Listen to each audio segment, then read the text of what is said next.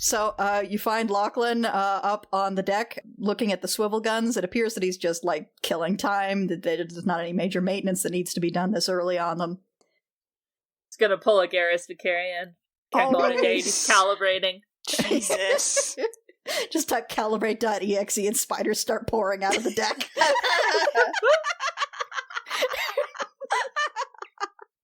Make a spider token. Just make a bunch of spider tokens. I have a spider token. You fought giant spiders. Okay. Hi. Hi, you ready to go? Yeah. All right, cool. So the Arboretum is this way, or they call it something weird. I think it's like the Arboreal Conclave, something like that. That sounds fancy. So you guys head out. Wynn, are you also heading out?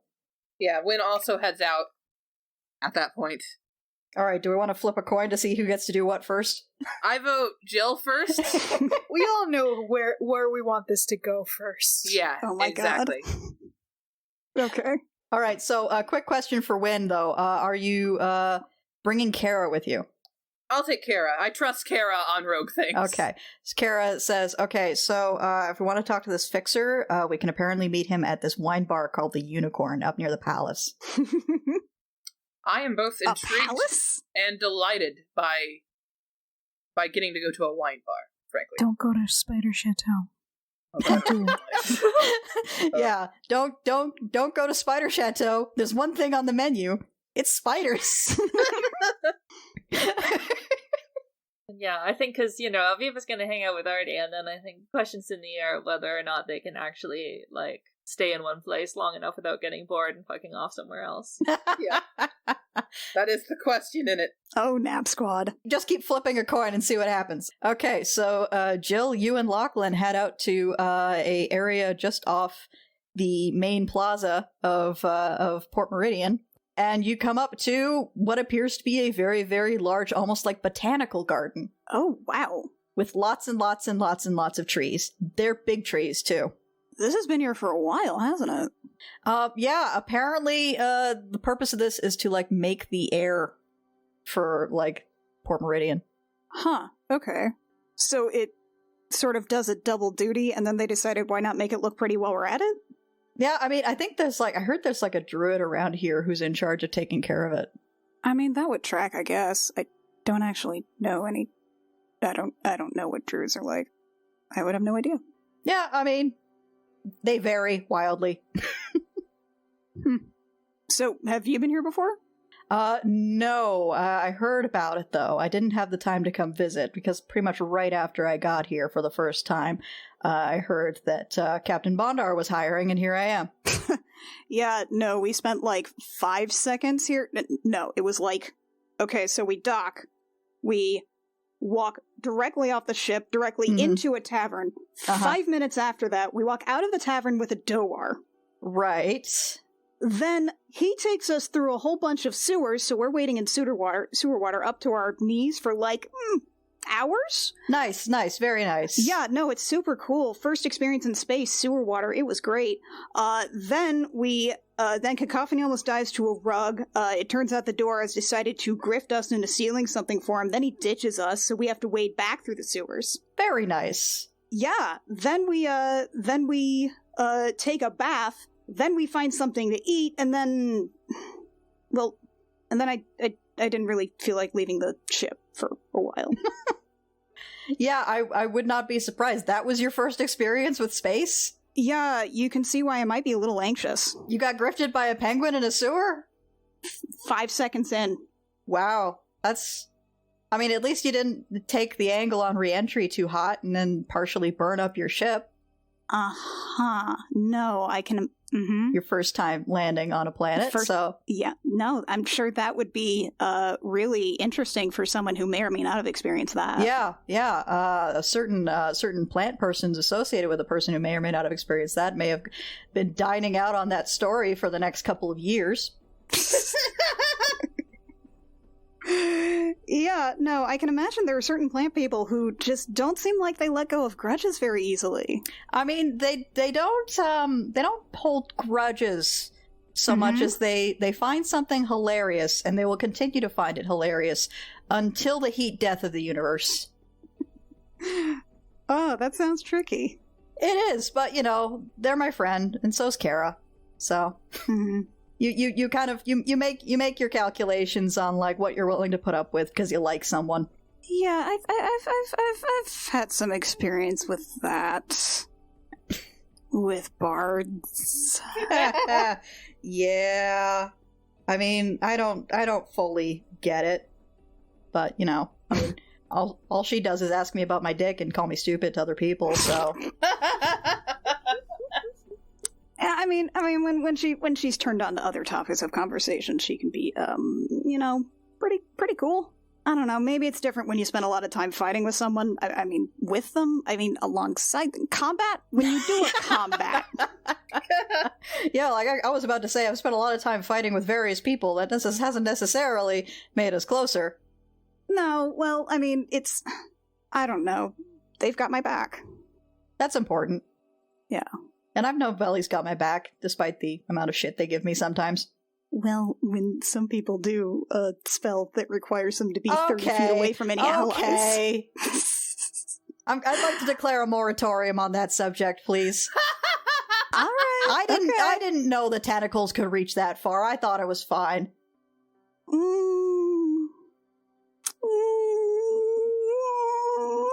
Moratorium, it's fine. Politely disagree, it's fine. Look at this tree. This tree's nice. And it is a nice tree. This is the DM talking. Like, you're pretty sure that if you could not put your arms around this tree if you tried really, really hard. It's a good tree. It's a good frickin' tree. They're good trees, Brent. They're good trees, Brent. They're all good trees. All right. I'd like to cut back briefly to Kara and Wynn at the moment. Wynn leads the way. Well, actually, Kara leads the way. Wynn doesn't know her fucking way around Port Meridian. Kara leads the way to the wine bar. Yep. On the way, Wynn exhales through her nose, and she's like, I imagine to get this information, we're going to have to agree to do something. Because no rogue ever does anything for free. I'm not so sure he's a rogue. Huh. The way they talk about this guy, I don't know. I don't know what his deal is. I suppose we'll find out. Anyway, you come up to a fairly newly constructed building. Appears to have been built from sandstone brick, but also someone came along and painted the brick black. That's an interesting aesthetic. Yeah, it was a choice. You're not sure it's a good one. So, yeah, you get in, and there is a long, polished wood front desk sort of in the way of the entrance. It's a nice little foyer. There's a lot of velvet. It's all very classy looking. There is a dragonborn behind the desk. At first glance, she appears to be a red dragonborn, but then you start to notice that the paint is chipping off in certain spots. Huh. Oh my god. Tell me more? What is she underneath the paint? White. Huh. Charmed. She looks up at the two of you. Are you Wynn or Cacophony right now? Wynn right now. Cacophony can't be handled for subtle things. How is Wynn dressed at the moment? Wynn is actually dressed kind of... She normally dresses down. She's not in her sweats that she wears on the ship. She's wearing like sleek black pants, like high boots, and like a button-down shirt that's actually buttoned up very high to her neck. She doesn't show off her cleavage as Wynn. And glasses. Mm-hmm. So she kind of looks like a pirate, but in glasses. Yeah. The concierge looks at the two of you, at the way you're dressed, and goes, "Are you sure you're in the right place?" Yes. Kara pipes up with, "We're here to see Mr. Hatcher." And the demeanor of this dragonborn immediately changes. She sits up straight. She looks a little afraid, honestly, and she goes, "Oh, of course. Go right in." That's a great sign. That's a sign that I love to see on a face. So you guys go inside. It is very much a 20s, 30s nightclub vibe in here.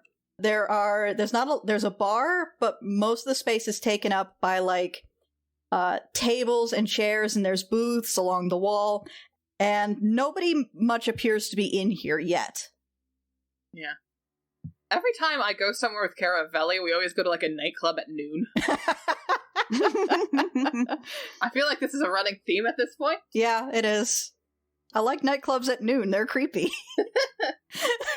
It's got good atmosphere. So nobody's in here. Do we see any signs of anyone who could be a hatcher? Not currently, no. Kara's like, I guess we just sit and wait? Yeah, I assume we sit and wait and have a glass. Wynn goes and finds a stool to... well, she doesn't aesthetically perch, to just kind of slump on. All right, a few minutes pass. I hear beeping. What the fuck are you guys doing? Nothing. Nothing. Don't worry about it. Don't look. It's a surprise. This is fine. So a couple of minutes pass. A waitress comes by, a human waitress, and goes, "Can I get you two anything?"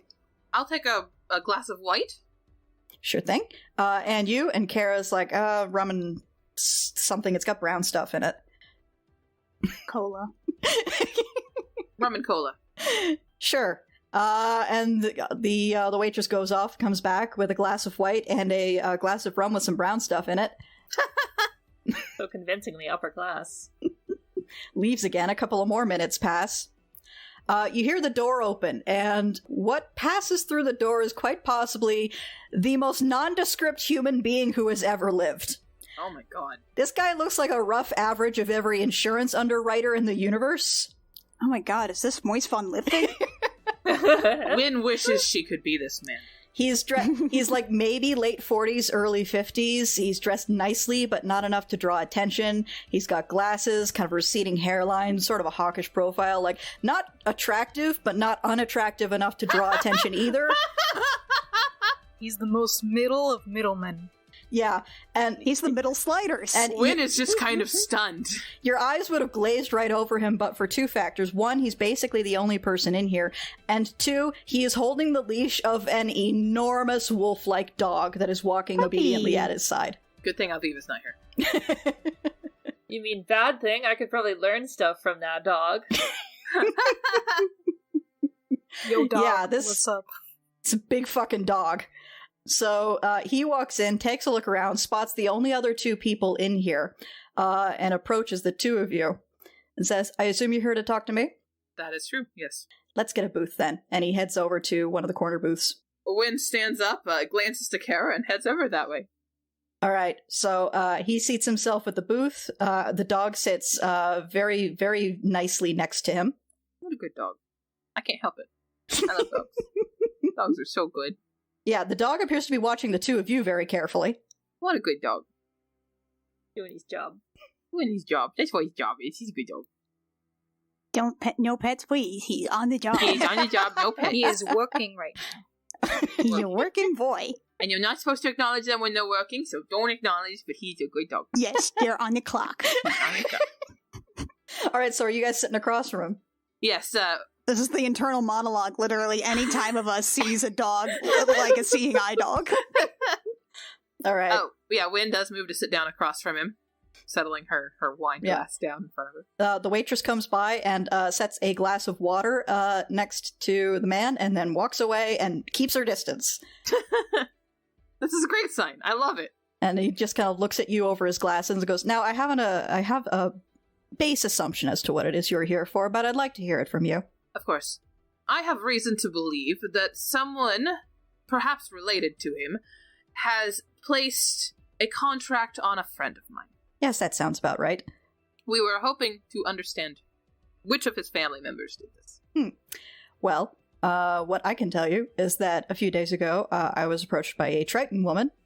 She wanted me to hire some killers for her, had a target in mind. I did the necessary legwork to line up the appropriate talent. However, once I had located the appropriate talent, this woman undercut me and approached the talent directly. Mm-hmm. And lied to them, not informing them that they were going after a king who is heartily protected. Yes, and of course, lied to me as well. If I had known that the target was royalty, I would have, of course, tried to handle it in-house. And at that point, his hand goes and rests on the head of the dog. Of course, and also likely charged more. Much more. Yes. the standard royalty processing fee. Yes. Did she happen to give you even an assumed name? She did not give me a name. Names aren't usually relevant in my line of work, but I can tell you that she was wearing a bracelet with a crest of a spiraling whirlpool on it. All right. When that is the one that we saw that connected to the water plane, right? No, that's a different sigil. Okay. But you might want to double check on her physical description. Can you give me, she was a Triton woman, color of hair, any specific physical traits that you noticed? And he reaches into his bag and pulls out a sheet of paper and says, I spoke to a sketch artist. You are very ahead of things. Dang. And hands you a sketch of the woman. Okay. You didn't speak to this sketch artist. Yeah, it's Triton woman, sort of very narrow, almost pinched features. Judging by the shading, you're probably going to guess white hair. Do you mind if I pull out my own paper real quick and do a secondary sketch? Oh, please, go ahead. Thank you. Wynn reaches into her pocket, pulls out some like one of those charcoal sticks, and quickly does her own sketch of it, based off of it, and then offers him his paper back. Thank you. And he tucks it back into his own folio. Is it good? I don't know what the roll is. Roll an artist roll. Performance, I think, or just straight dexterity. Depends on what you want. I'll do performance, sure. Sleight of hand? 14, it's fine. It's pretty good. It's not as good as, like, his professional sketch artist, but, It's recognizable. It's recognizable, and she was, copying something directly is more easy than coming up with something in your head. She didn't spend hours shading the upper lip. No. Now, the reason I agreed to speak with you is because I see an opportunity for a mutually beneficial arrangement here. Go on. Your friend would be allowed to escape his would-be assassins, at least for a time, and I would be able to recoup my fee. Of course. So, my suggestion is that I contact this woman and offer to kill the target now that her assassins have clearly failed. And then we help your friend fake his death. We have actually been considering this. I'm sure that we could do it much better than you, though. You're probably not wrong. And you could probably do it without touching his hair, which seems to be his big qualm with us. If that is the requirement, we can come up with something else. Yeah. Everyone's trying to go first. I think we would be amenable to this, Wynn says while looking to Kara to see what Kara thinks. Kara's, nodding rather subtly, like this is clearly the best offer you're gonna get. Yeah, Wynn looks back and nods. I think we would be more than amenable. What do we do? What would we need to do? You'll need to give me a couple of hours to get in contact with this woman, as the methods by which we do so are necessarily rather obscured. Of course. You should have your friend meet us in a few hours. Are you aware of the catacomb entrance by the docks? I can find out about it, she says, lying through her teeth. Well, have your friend meet us there. Oh, and also, when he grabs your friend, tell him to make it look good, but not too good. I would hate for him to be unnecessarily injured. Understood. He is a strong boy. If he is injured, he'll probably be okay. All right. I will see you shortly, or at least your friend. And then he gets up, grabs the dog's leash, and leaves. And the dog is sort of eyeing you guys as they walk out. Wynn is silent until they're out, and then she goes, what a good dog. Kara's like, are you sure that was a dog? I don't know, but it was a very good dog.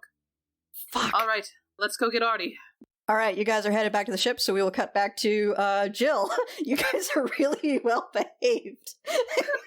We're being so good. We are. You're being so well behaved. We've been, for the audience. We've been secretly rolling. Yeah, for the audience, we've been secretly rolling in terms of at what point we lose our patience and decide to either go out for snacks or to see if the date is going well.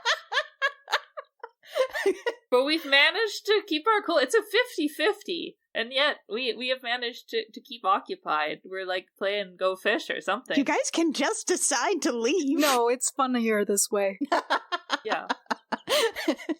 So, cutting back to Jill and Lachlan in the Arboretum, you guys have been on a very nice walk for a lengthy amount of time. You've been chatting, getting to know each other.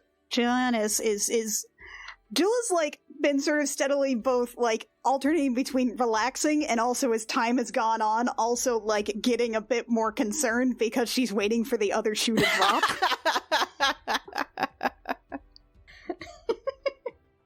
So it's an interesting mix of relaxed and tense, right? Yes. All right. After a significant amount of time of this, eventually just Lachlan looks at you at the corner of his eyes and goes, "Can I ask you something? Yeah? Are you afraid of me? Because if you're afraid of me, there's no point."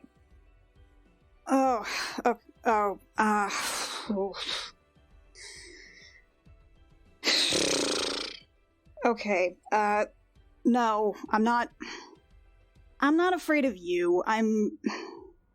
How to put it? I'm afraid of me? Okay, how so? I don't, it's kind of hard to explain. I'm bad at a lot of things, and I'm very good... Look, I'm an anxious pessimist. I'm very good at spinning out ways in which everything can go wrong. In a certain regard, it helps me sleep, because then I'm prepared for the worst. And then if the worst doesn't happen, I can be pleasantly surprised. And then at least I feel like I can handle the situation, but I'm not... I don't know how to deal when things might be good. Would it help that if I told you that's kind of what I like about you? Not the anxious mess part, not that part. The bit where you care so much about everything. What? You're very passionate. Everyone in Wild Space, spell sailors are so disaffected. Like, have you talked to Kara? She doesn't care about anything. I think Kara might hate me, so... She doesn't hate you, she hates everyone. You shouldn't take it personally.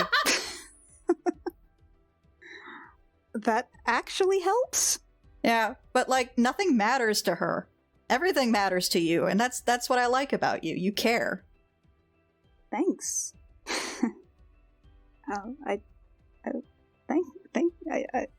See, this is the part where I'm talking about. I don't know what to do now. That's fine. Somebody just complimented you. You say thank you. Thank you. All right, we're good. What do you mean, we're good?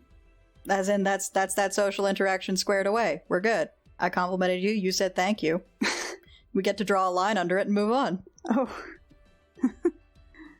Okay. I'll try to process that later, I guess. If you want. I'm not very good at explaining myself, am I? I think you do an okay job. I don't think anyone's particularly good at explaining themselves. I think... Can we go to a second location? Oh, Secondary location. shit. We never take We're gonna a have to secondary Go location. to a secondary location. Get your survival I'm- ready, Elviva. I'm a ranger. I'm a ranger. Okay. Aren't you not supposed to go to a secondary location with men you don't know that well? Probably, but I'm also, bad at everything, so... Yeah, alright. Listen, there's this street that's full of, like, food vendors and stuff. Do you know that place from here? Yeah, the one by Shrine Row, yeah. Yeah. Can we head over there? Sure, I'll buy you some ratsies. I don't...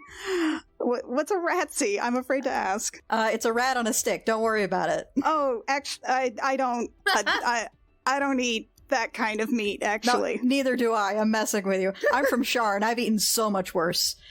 Okay, so you guys head off to the street vendors, and we will cut back to Artie and Elviva, who have been very good on the ship so far. Mr. Hurst, it's getting boring though. Can Wynn arrive back right about now? Yes. Okay. Wynn walks in, she pauses, she stares at Artie and Elviva, and she goes, "On the one hand, I'm glad you're here because I need to talk to you about faking your death, but on the other hand, how come you aren't stalking them?" Oh, we've been so good. It's boring. I'm frankly insulted. Here I thought we were a bunch of nosy busybodies, and you're both sitting here with Mr. Hurst? Hi, Mr. Hurst, I love you. Hi. Jylliana has been progressively over the course of this date, like, checking over her shoulder at every suspicious rustle of bushes. Anyway, let's walk and talk. We need to go stalk them. Okay. Oh, thank God. Thank goodness.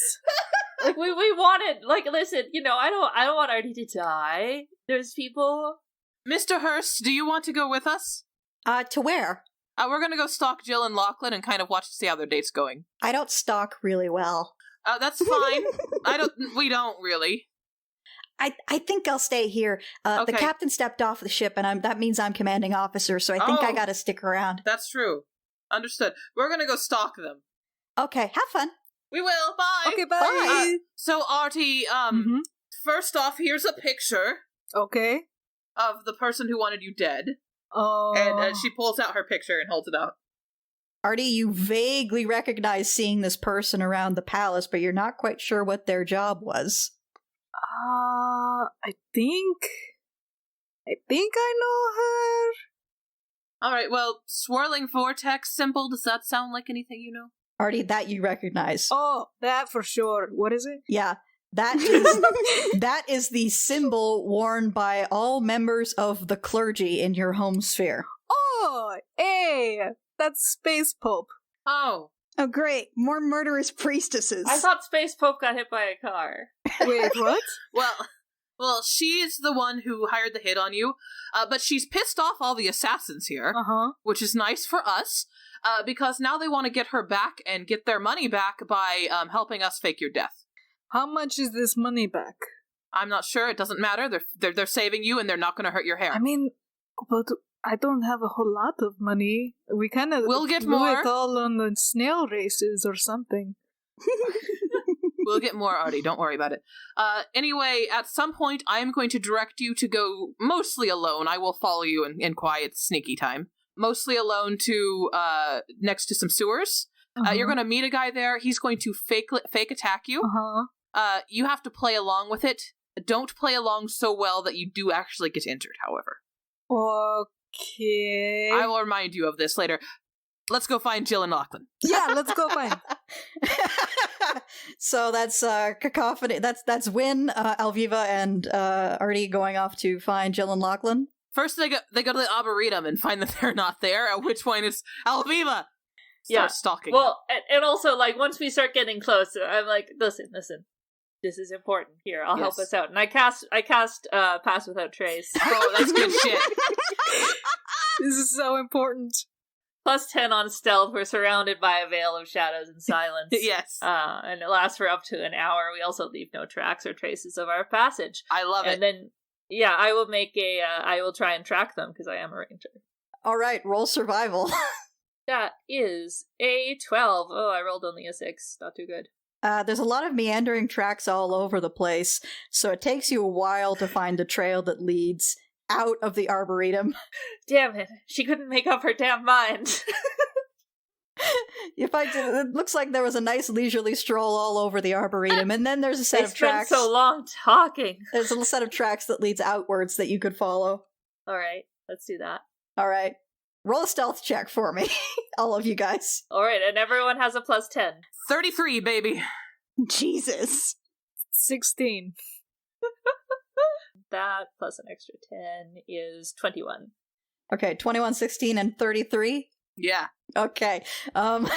Jill, make a perception check. One of us is pot rogue. Who is it? Who could it be? Who could it be? Who could it be? It's a 12. Good news. Lachlan, make a perception check. Yeah, hang on. I'll pull up Lachlan's stats. Let's see how he does. He also does not roll high enough. Yes! Yes! So you guys are wandering up. Lachlan and Jill, you guys are wandering up and down the street food area, trying various things. A cluster of shadows follows behind you. Scooby-Doo style, we just kind of go around a corner and watch. Yeah. It's like the hawker stalls in Singapore, where it's like you're trying like bits from each one of these stalls, where it's like they do one thing and they've been doing it for a while, so they're good at it. Lachlan unsuccessfully persuades you to try a Ratsy. No, it's like I'm pescatarian. It's a thing. Oh, okay. I just thought it was because it was a rat. Oh no. I mean, honestly, I feel like I would try rat at least once if that was, a thing that was available to me. I've tried a lot of weird fish. Yeah, I heard about there's a variant of this. You can get some other places where it's like a cranium rat. Have you heard of those? What is that? A cranium rat is like a rat that has like an exposed brain. Oh! And when there's a bunch of them, they like share intelligence, so they like become a really smart swarm of rats. Oh, like a rat king Don't thing? like that. I'm so scared for what you're gonna do to us. Don't like that. A rat king thing, but like exposed brain? How do you have an exposed brain? Wouldn't it? That's like a huge weak point. I mean... Yeah, I don't think they live very long. Don't like that. Oh, that's deeply weird. Yep. I wonder if the brains taste different.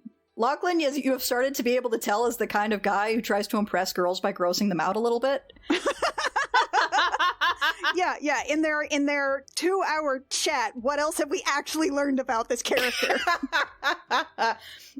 He starts telling you about the various really, really, like, terrifying restaurants he's eaten at in Sharn. His opinion is that the more it looks like you're gonna get stabbed while eating somewhere, the better the food is. Okay, great. So he is based around snacks. He appears to be a largely snack-oriented dude. He also talks a little bit about his parents. His parents were a sort of a reedy little orc dude and a very large, powerful human woman. It's kind of like a Kermit and Miss Piggy situation. Oh my god! Can we meet his mom? Oh my god. I want to meet his The mom. dad, we can take or leave. There was a story about how one time he had to infiltrate an underground gambling ring and almost died, but the way he tells it, it's fucking hilarious. I want to meet mom. Please don't have sex with my maybe boyfriend's mother. I won't. I want to meet her out of character. All right, and it starts getting pretty late, and Locke's like, we should probably head back to the ship pretty soon, huh? Actually, there is one thing I want to do while we're here, though, and she goes towards Shrine Row. Okay. He follows you. I'm whispering to the group, just like, what do we do to make them kiss? I don't think they've kissed yet. They're very boring. There's no real way to force it. Artie, do you want snacks? Oh, I love snacks. Let's get you some fish. They have good fish here. All right, so you and Lachlan head down to Shrine Row, Jill. Yeah, she's gonna head over to the Ethla Shrine Okay. and kind of take a seat next to him and be like, this is actually a this is Ethla, sort of. I don't have to convert to date you, do I? What? No. Just checking. No. I'm not saying it's a deal breaker. It's just, something I'd have to talk to my parents about. No. Are you something already? Not really. I don't like none of my friends have any sort of religion whatsoever, so it's Yeah, it's more of like culturally a certain faith rather than like holidays practicing. yeah, like aside from like holidays and stuff, it doesn't really matter. and no, that's fine. No, it's no. I just this thing's kind of dirty. Do you still have that handkerchief on you? Yeah, hang on. And he pulls out the handkerchief, which appears to have been used multiple times to clean the ballista and the guns and to work oil into the various parts, so it's pretty gungy at this point. Yeah, of course you still have It's a good handkerchief. It's like microfiber. it. She's gonna just sort of like spit clean a little bit of dirt off of the Ethla Shrine and just kind of like set her.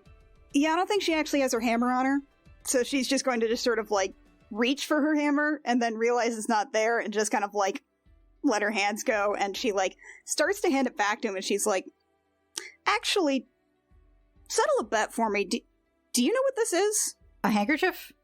A handkerchief from Tuatha. Yeah. You don't.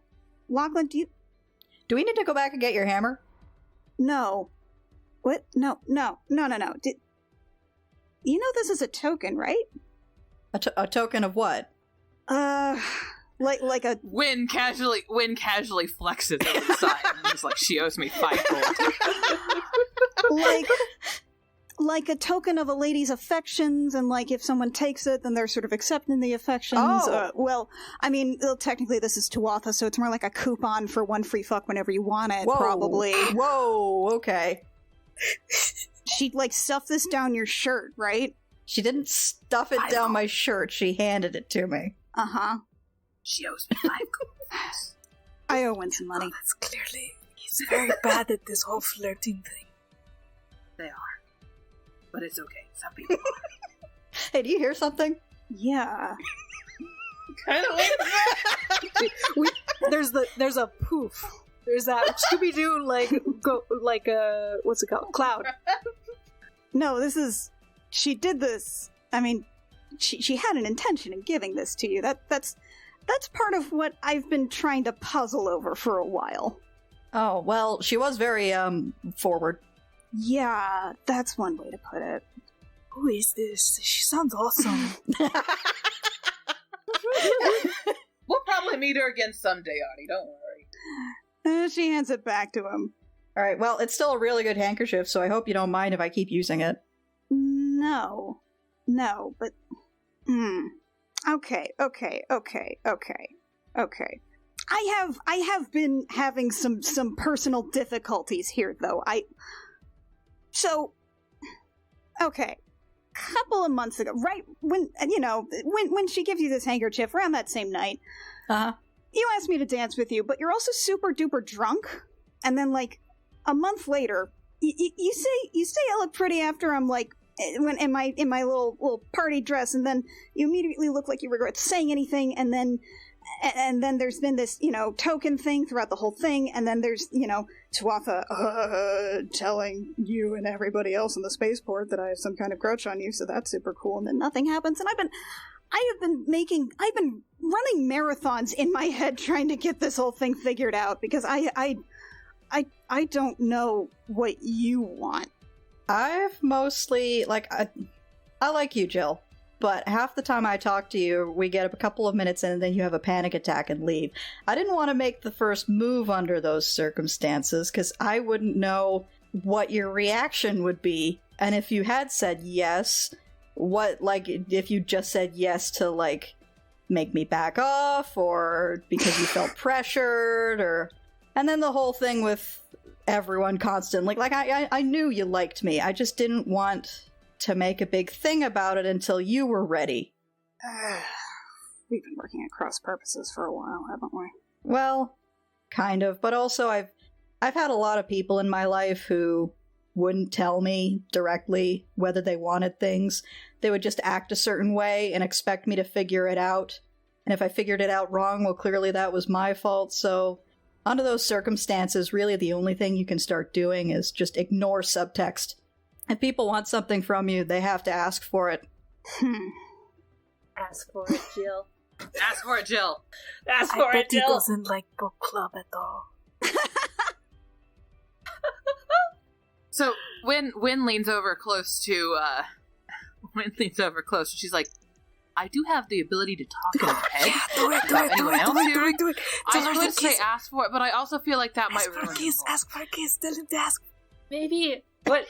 But that might ruin the moment. We can make what we could use prestidigitation. We could put just a hint. I'm gonna need you guys to roll another stealth check. This is a lot of talking. Guys, sure. Which we still have a +10 because it is also an area of shadow and silence. 36 this time. I'm even more sneaky while talking. How long does Pass Without Trace last? An hour. Okay. An hour. I got 16. Oh, I got 33. So 36 and 33. Okay. Somehow Alviva and Wynn, whenever talking while stealth, are more stealthy. Okay, Jill, roll a perception check. You keep having to, put your hand over Artie, go shh. That's a dirty 20? Okay, so Jill and Lachlan both overhear Artie. Uh-oh. What is Artie saying at that moment that they overhear?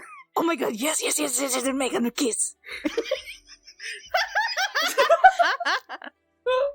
Jill immediately colors. We should probably leave. Is there another way out of this alley? No. Oh my god, guys, run. They saw us, cheese it. We've been rumbled.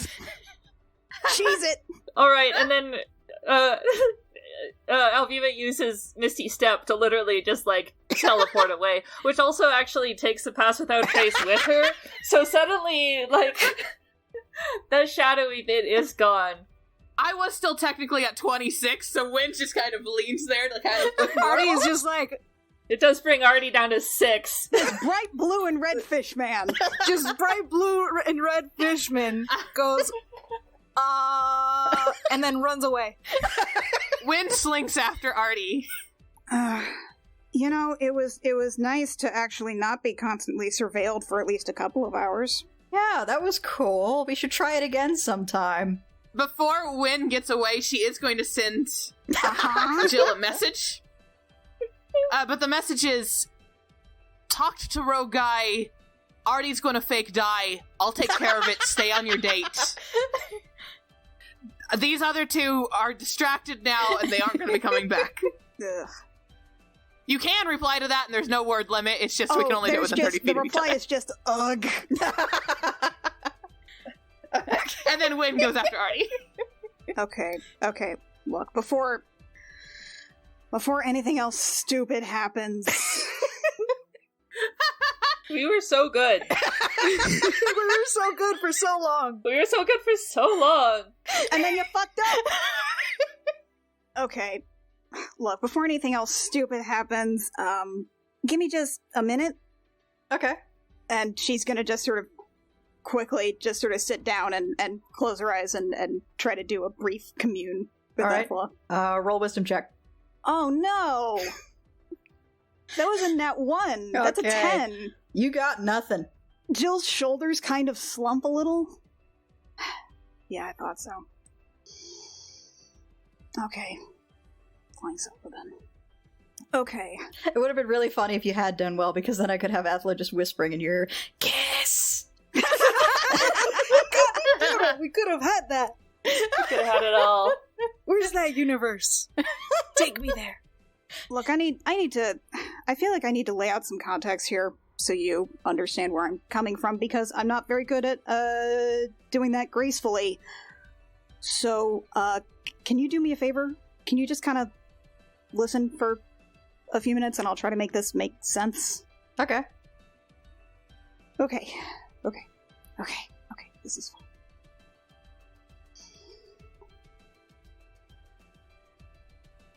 Lachlan, Mm-hmm. you are one of the most ridiculously good-looking people I have ever met in my entire life, to the point where it's completely ridiculous for me to go around every day when you've got that face and those arms and that butt, and I'm just supposed to pretend that I don't live and work next to a guy who looks like he could be on the cover of, like, several romance novels, like, so many. It's just, it's ridiculous. However, with all that said, that's not really the reason that I wanted to go on a date, or the reason that I get so scared when I try to talk to you. The thing is, the last time I was here in Port Meridian, I probably, like, while you guys were being hired, you and Vella and Kara, Veli and Kara, that was when I found out exactly how impossible it is to commune with a god in wild space. I mean, just like it was just right now, actually. And the thing is, I have been at the temple pretty much my entire life. Every time that matters, I've been at the temple. I have always been able to reach out and feel that warmth and love and light and acceptance and safety, and it has always been there for me. She has always been there every time that I've been worried or unsure about anything. I've always had her. I figured I'd always have her until I didn't, and then I reached out and there was nothing. It was just this emptiness and cold and nothing, and I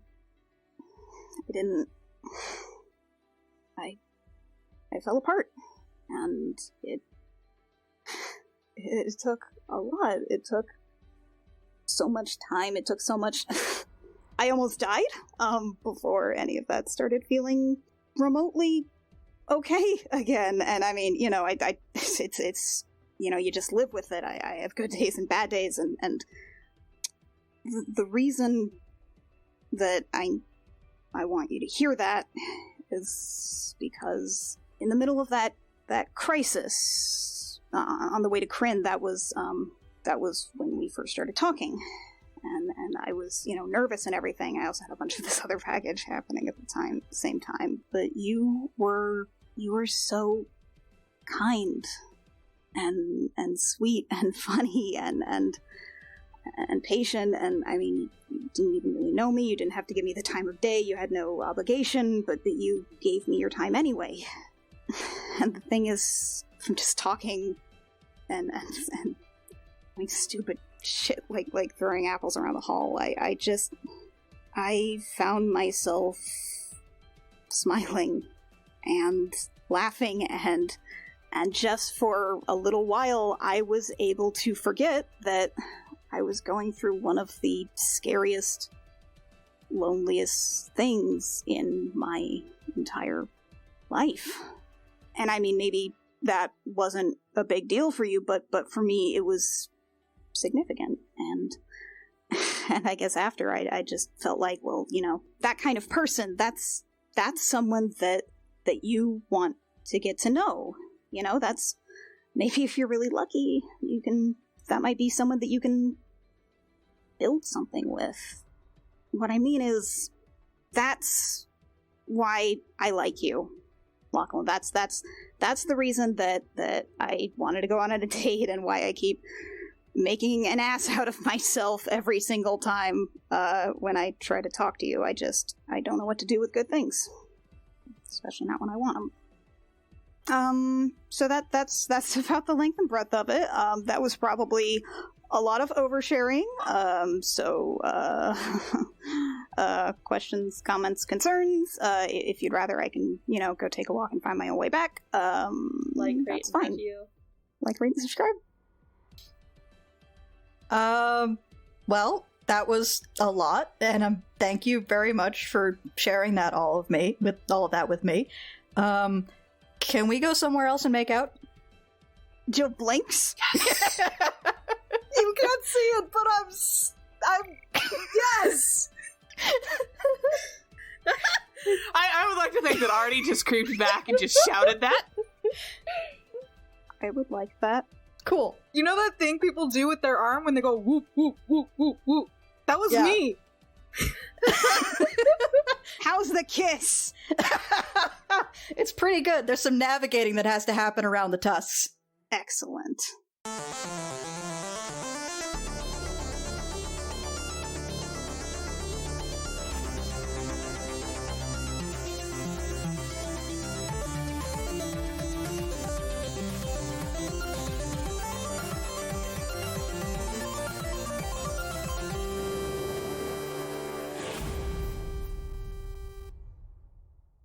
Gem Jammer is performed by Alexi Peppers, Annie Creighton, Kit Walker, Mackenzie Weaver, and Rio, and is edited by Jake Mason. Our character designs are by Rio, who you can find at vriosart on Twitter, and our cover art is by Canary Witch, who you can find at doodlesfromthebird.tumblr.com. Our opening and closing music is by Reckoning Storm AudioWorks. For more episodes of this show and our other shows, as well as news, check out our website at crookedrussiancamp.horse.